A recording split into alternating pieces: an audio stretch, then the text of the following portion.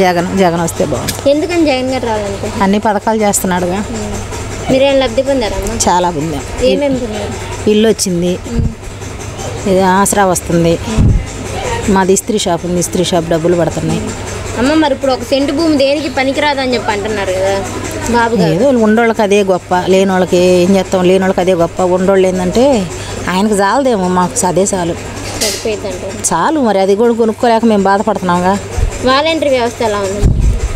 బాగానే ఉంది, మా వాలంటీర్ బాగానే చేస్తాను, అన్నీ వచ్చింది, ఇంటికి వచ్చి టైంకి వస్తున్నారా? వస్తుంది. పింఛన్ అలా ఏమైనా? ఏమి ఇబ్బంది ఉండదు, ఇంటికి వచ్చి మొత్తం ఇచ్చిపోయిద్ది అమ్మాయి. అమ్మ మరి ఇప్పుడు వాలంటీర్ లంచాలు తీసుకున్నారు, కిడ్నాప్లు చేస్తున్నారని చెప్పి అంటున్నారు పవన్ కళ్యాణ్ గారు. మాకెవరు లేరుగా మరట, మాకు ఎప్పుడు అట్లా లేదు. అట్లా లేదు, బాగానే ఉంది, బాగానే ఉంటారు. అస్సలు అమ్మాయి కూడా చాలా మంచిది, ఇంటికి వచ్చి అన్నీ చెప్పిపోయిద్ది.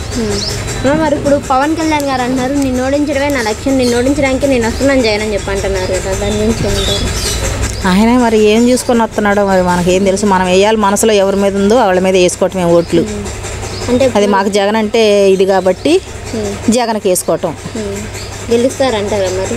గెలుస్తాడని అనుకుంటున్నాం, గెలవాలని గెలవాలని కోరుకుంటున్నాం.